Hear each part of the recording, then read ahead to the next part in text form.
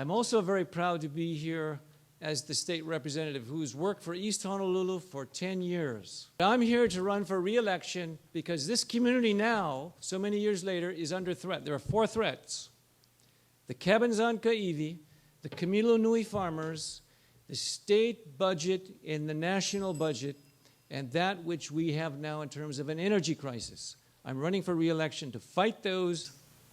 Recycling, to get the trash, the bottles, with an incentive with a 5-cent deposit, a 1-cent processing fee, to give people an incentive to keep our environment clean, because our environment is our economy.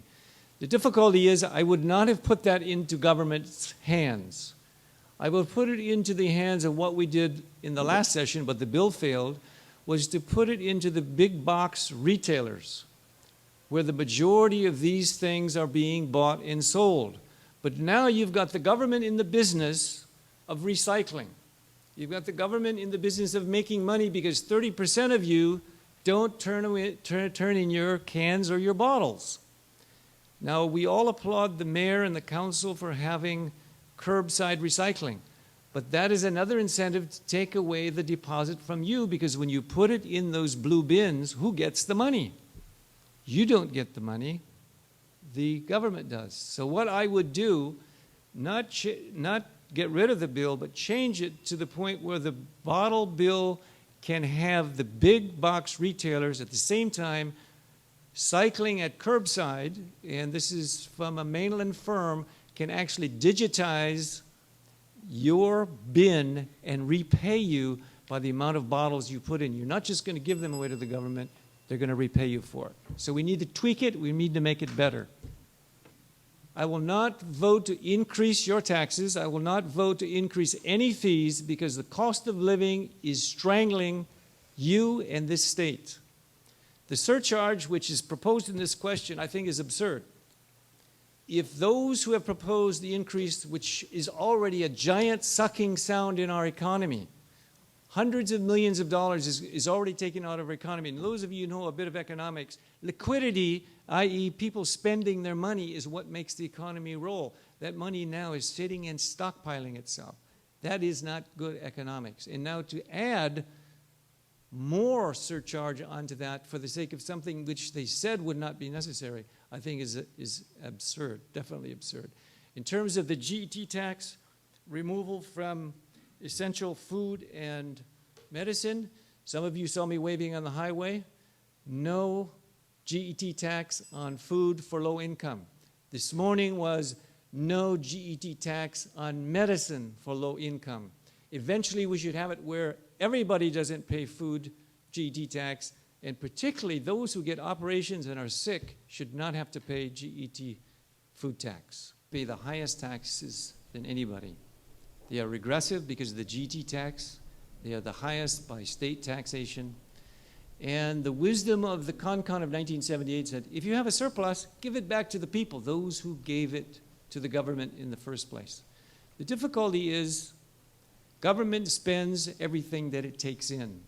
And to spend everything you take in means surpluses are going to be rare, because you always keep bumping your budget up. You keep pushing the envelope further and further to where there's no surplus. And then to add insult to injury, when we do give a refund, how much is it? $1. That's an insult to the intelligence of the people. It should be, as Governor Lingle proposed in the last surplus, which we did have, we had a considerable surplus, $150. Again, the notion of liquidity, getting the money into the economy, getting people to spend the money to help the small businesses, to create jobs, and to make the system work better. So, yes, there should be a refund, but if there are times like we're facing now with a possible $903 million deficit, the rainy day fund would be the most appropriate place to put a significant amount in it. Thank you. So goes Kamilonui Valley, so goes Hawaii Kai. If we lose our farmers in Kamilonui Valley, all of us who enjoy, appreciate, and know the beauty of Hawaii Kai will be lost. We know there are those now poised to make that into a subdivision. We know that since 1992, there has been attempted to be a 5-year redistricting study to change the boundary for which now is urban to what otherwise should be rural agriculture. There is a discombobulation between the two. The state says one thing, the city and county says another. But in the meantime, the farmers are threatened by a very real and serious thing, and that is lease renegotiations. In a matter of months, in the middle of 2010, the lease renegotiations will take place, and if they fail, we are in jeopardy. Those of you who live in condominiums, do you remember the lease to fee conversion when Bishop Estate came to your door and said, your lease is up, we want to negotiate with you? Do you remember those $30 a month leases went to $900 a month? Remember those $50 leases went to $1,200 a month? The valley is in jeopardy. What can be done is to do what we are doing now by legislation, by talking with Bishop Estate, by having ways of persuading them that that should be in agriculture in perpetuity. No ifs, ands, or buts.